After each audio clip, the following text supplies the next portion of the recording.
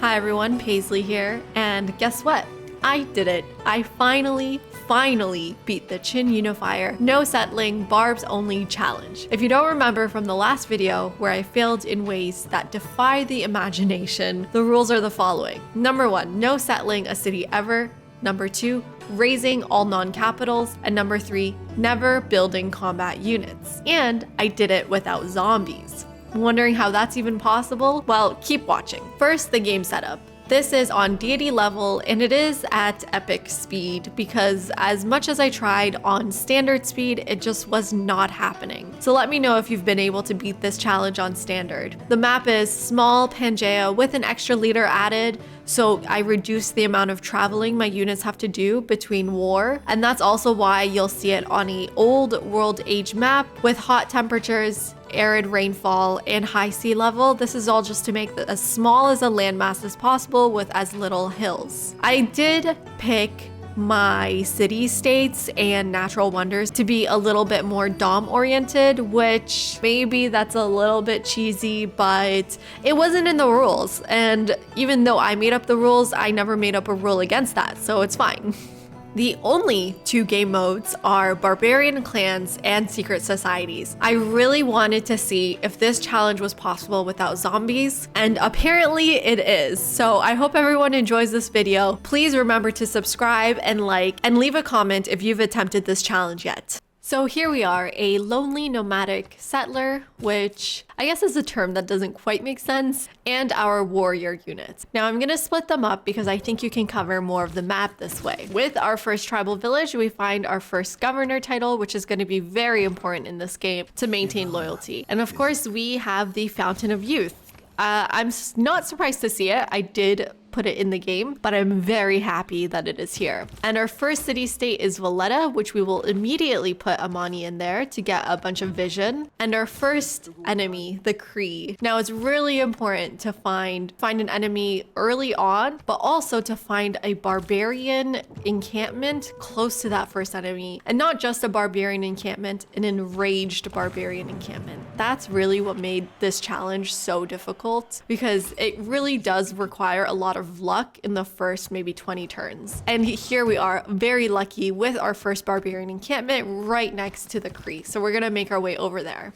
But as you see here, the Cree clear this off. So I almost re-rolled at this point, but I decided to just keep going to see what else we can find. And we do find a lot of other tribal huts, which is really important.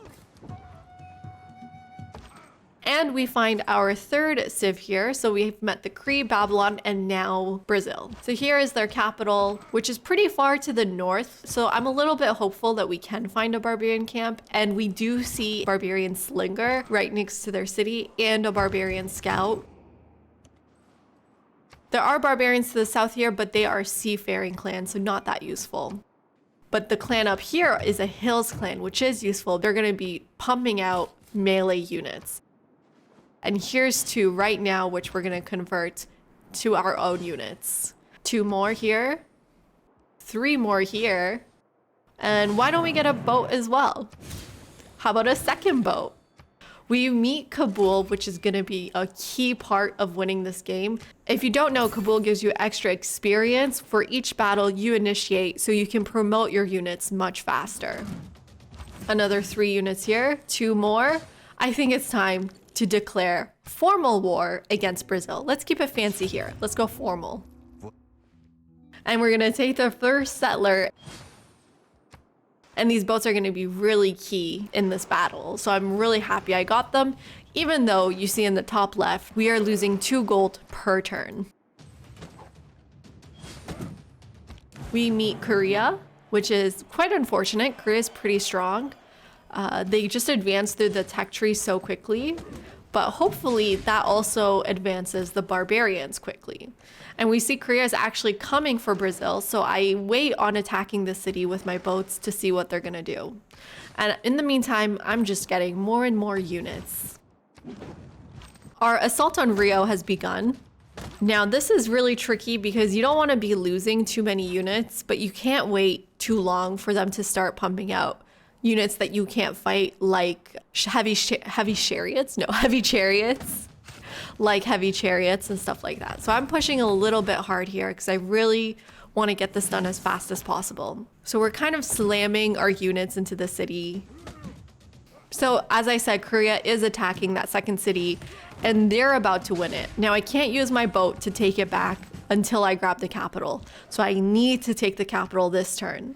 So we use the slinger, we use our 2 warriors next to the city, and thankfully we have a third waiting on the campus. So I don't get to pillage it, but I do get Rio. And we get our second city here. Now, like I said, rule number 2, you have to raise all non-capitals. But I'm thinking really hard here. Do I do it? Do I raise this city? Do I keep 3 cities? Do I change the rules? I worked too hard for this. I'm just gonna raise it. And we get a hoplite, which is a unique spearman. So not the most useful. And we want to make sure we're always pillaging cities we're about to raise. Otherwise, you know, you lose all that science. Yeah, so we do have a bit of a gold problem here, which is not good because if you have a gold problem, your units start to disband. So in order to avoid bankruptcy, I'm just going to sell all my Diplo favor here. I have to do it one at a time. It's the only way you can get the maximum amount of gold for your Diplo. I'm losing -6 per turn anyways, so it's worth it, I guess. So that gives me to 25 gold, which is about, you know, 15 turns of before bankruptcy. And unfortunately, Kumasi did clear that barb unit, but it does mean a new one popped up over there. So let's send 1 warrior to go check that one out while all of our other units take on Brasilia. And there we have it. Pedro, no one voted for you. You can leave the island. And we raise our 3rd city here. To address the gold issue, I think we should tech the Great Wall of China, which can give you up to 6 gold per wall thingy. So that's the plan with that. And also we need a battering ram. Okay, Korea got walls and swordsmen and catapults. This is gonna be one of the worst second enemies I've tried to meet. So I'm thinking we need to go to these barb clans and try to find upgraded units because warriors are not gonna cut it. And if she has swordsmen, it probably means the barbs do too. So we kill the spearmen in this unit so we can get suzerainty of Kumasi. Up to the north, we find Akkad. A second way we're going to upgrade our units is to just use whatever money we have from raiding barb clans. And we're just going to clear off all of these seafaring ones because it's not very useful. We're also going to clear off this one that's probably too far for the fight anyways and get some era score. The city states are dying, they are dying, and there's not much I can do except just keep converting units and hopefully block as much as I can. But with Kumasi, it seems like things are a little bit dire of a situation. And unfortunately, I'm gonna have to declare war. And we use our warrior to take this city, which is completely pointless because we just need to raise it right away. We just need to get these boats killed, like right now. I'm losing way too much gold for no reason. Which speaking of, I am getting archers, which will lose me even more gold. But I feel like archers are more useful than boats. And to save Kabul, we have to go to war with Babylon. I'm sorry, you cannot be killing Kabul. It's a very important part of my plan. And thankfully, we get some Toas, which are swordsman replacement. And it seems like they don't actually cost you anything, which is interesting. This was probably the most useless thing I did in this playthrough. I planned out each capital city with pins, and I literally never got to build like more than 1 or 2 districts just because they just didn't grow that fast. It's on epic speed. The more important thing is just converting more and more barbs, which we're doing with 2 or 3 barb camps at the moment. And the Creed declared war on me. I was gonna declare on them, but okay, up to you, Kree. If you want to fight, we can fight. It was this moment when I realized I'm at war with all my neighbors, which is maybe a little unfortunate because now I have no one to trade with, which they were gonna hate me anyways, so it's fine. So let's move our units closer to the Kree. I think the Kree should be our first target because Korea is scary. And also the Fountain of Youth will be really helpful going after Korea next. We still get to pillage Korea and we get iron working. And unfortunately, we have no iron anywhere in our capital. So that means none of our Toas, swordsmen, or man-at-arms are going to be healing. So keep that in mind if you see me just smashing units into cities, just trying to kill them off, because really they don't matter. They can't heal. Not until we get our next city. That's still not going to stop me from grabbing as many men-at-arms as I can. We may be at minus 24 gold, but so far it's been okay. I'm going to fix the gold issue soon as I kill this swordsman here. But of course, we finally hear that bankruptcy sound. And you see in the notifications on the right, we lost a man-at-arms, a very important one, if I may add, that was protecting our battering ram. So I really need to fix this gold issue ASAP. In the meantime, let's take out one more Kree city. Here we go. And of course, we will raise it. So we finally have a surround on the Kree capital, and we're going to start hitting it as soon as we can because we just need it to go down. It doesn't take too many turns before we finally take the capital, which has iron, I may add. So it's very key to moving forward. Of course, it's rebelling in 2 turns. So let's reassign Pingala there. And now it's rebelling in 3 turns. So as you see, it's a bit of an issue. Let's quickly try to grab this 5 population city. It's difficult because it's on water, so we'll never get a surround on it. But we're just gonna smash our units right into it. And we also need to get rid of their other city up to the north here, which is very easily done with men-at-arms. Just ignore what's happening in the capital. Just pretend like that's not happening. Let's go back to the war front where we finally take this side city using a man-at-arms, a Toa. Oh, we don't. No, never mind. We didn't take it. I forgot we didn't take it. And things are just not going great in the capital. They have me surrounded, but hopefully this one very sick warrior can help. Okay, finally we take the side city and we raise it, and we still only have 2 turns before a rebellion. So it's very quickly moved down to the next city. Of course, they get a catapult. On the same turn, our city flips. So we're back to 1 city, the OG 1 city challenge. We're gonna pillage for gold so we don't lose any more units. And since we're not on a time crunch anymore, let's just pillage all the farms, get our units healthy. Again, we lost our iron, so there's no way for them to heal. And we take the last Kree city. Second opponent is finally down. Now that was a tough fight. We did have a city rebel, but we will easily get it back. We do have all our units close by. And we get to keep the city again. I almost liberated it. That would have been quite a big mistake. So now we are going after Korea. Thankfully, we have man-at-arms against their swordsmen. It doesn't seem like they have man-at-arms yet, so I think we'll be fine. And there's a crossbowman. Let's just pretend we never saw that and keep moving forward. And let's keep attacking Seoul here. So I did take Owl of Minerva, Secret Society here. So our trader is going to give us +1 envoy. Of course, it is going through very dangerous territory, I will admit, but the envoy is more important than losing the trader. And finally, we take Seoul.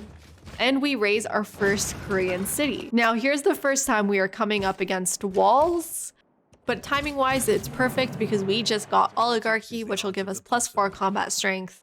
So let's see what kind of damage we can do with a battering ram. And honestly, it's pretty good. In 1 turn, we got the walls down. And we even get to pillage an aqueduct here for some gold.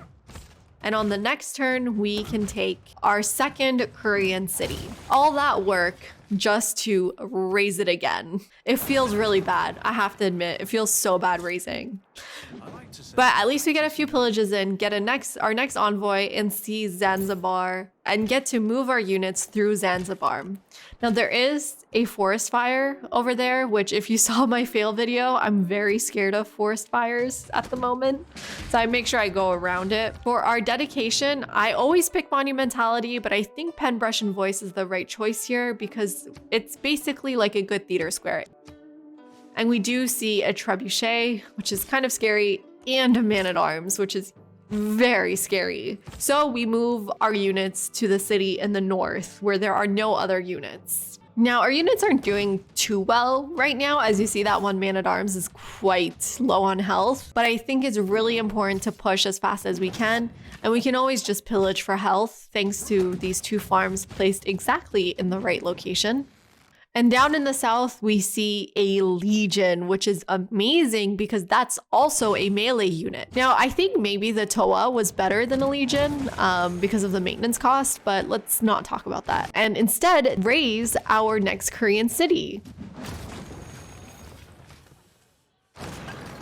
And get our 3rd capital. We finally got rid of the Korean capital, and honestly, we're not doing too bad with loyalty. We have 85 turns to get rid of the rest of it. The barb camps are getting a little bit scary. Thankfully, we can just switch over our units into crossbowmen. And we get Niter. And we find Niter, not in our original capital, but in our 2nd and 3rd capital, we do have Niter, which is gonna be not useful at all because this game will finish before that's necessary. Anyways, let's take the next Korean city down with our immortals. 1 more Korean city left. Now, Babylon is in a very awkward position. I bring a crossbowman forward to see what kind of damage I can do, and not a lot of damage, honestly. Finally, Korea, our 3rd opponent, is out. That was a scary opponent to have in this game, so I'm really happy that it's over with. And we get Abu al-Qasim al-Zahrawi. He will give us plus 20 healing for units within 1 tile. Now that is going to be very helpful with our Babylonian bottleneck. The barbs, as you see, have really spawned all over the map. Eventually, this is gonna get very, very annoying because I don't need more units, right? Like I feel like I have enough units. And let's just keep moving our units up. This is gonna take a while, so I'm gonna save you the pain and cut forward to where I am finally making some grounds with Babylon. And we're gonna use this legion to just take a little peek. Seems like Babylon doesn't have any units coming for me. Now here I do probably one of the dumbest things I've done, which is attack with my melee unit before all my ranged unit had taken their shot. I get a little bit tilted and I'm just like, I need to reload that turn. But you know, things are going pretty well. It's just 1 turn behind, it'll be fine. And next turn, we take our first Babylonian city, and of course, we raise it. Now, the capital's the next city, so that's pretty convenient. And we are still getting more units over here in our mainland. And still raiding. Now, I realize at this point, I probably shouldn't be getting rid of barb camps because then new ones just appear in dangerous locations that I cannot deal with. But on the war front, things are moving along smoothly, and I try to take out this side city before I go after the capital. But it seems like I can just probably move on to Babylon because it seems like loyalty is not going to be an issue here, which is surprising actually. So let's keep moving forward. It does seem like they had some barb issues. Look at all these builders. And we take our 3rd Babylonian city and we raise it. Finally, our next victim has appeared. It is Tamar of Georgia. And we find Antananarivo, which at this point is not that useful. We sell whatever we can to Georgia before she hates us. And we take our next Babylonian city and raise it again. So the barbs seemed like a bit of an issue over here. I don't know what was going on. I just got here, but thanks to my abilities, it doesn't matter. We take our 2nd last Babylonian city and raise it. That one was a tough one because of its location. And we find the Dead Sea in a very clutch position because we can just attack Babylon and go heal our units very easily. Thanks to Owls of Minerva, we get Antananarivo very easily. And that reveals where Paris is, our next victim. And all I can say now is bye-bye Babylon. Babylon? No. Babylon. That's so stupid. Okay, Paris, France, Eleanor, time to go to war. You can immediately go after Paris. It's the first city on our way. It doesn't seem like she has many cities. I have no idea what's been going on this side of the map. Things have gone pretty easy and we take the capital just in a few turns. Now we do have some loyalty issues, but with Reina assigned there, we get about 5 turns to get rid of Leon. And I was thinking maybe we should also get rid of this Georgian city. I don't know if that's affecting the loyalty at all, but it's about time I split up my army a little bit and take on multiple cities at once. So here you see turn 182, we take out the walls with just 2 shots, and we don't have enough to take the city yet, so we'll take a promotion, but we do have enough to take out Toulouse, which is actually Dr. Crow's dead cat's name and is no longer alive. That's horrible. And on turn 183, we take Lyon. I don't know French, but I think that's how you say it. Now, Georgia is putting up a fight. She is our last enemy and she has her unique man-at-arms unit, which is quite strong actually. So Georgia is not going down without a fight.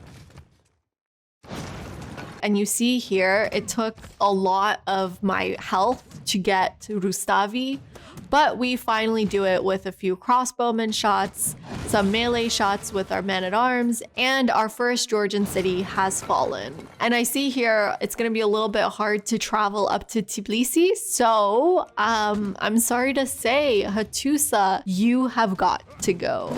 You're a little bit in my way, so what choice do I have but to raise you? Bye. So we raise Hattusa on turn 195, and I'm just thinking I would love to win this sub 200. Turn 199, our battering ram is there, but as you see, her city walls are just so strong, plus 58 strength. That is the strongest we've seen. So it's gonna take at least 3 turns to break those down.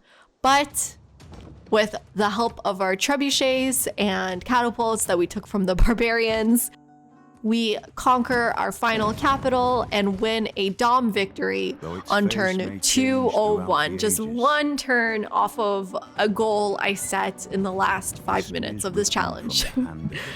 So this was brutal. It took me about 5 or 6 days of re-rolling starts. But I am very proud to finally say I have finished this challenge and I will never do it ever again. But why don't you give it a shot and see how it goes?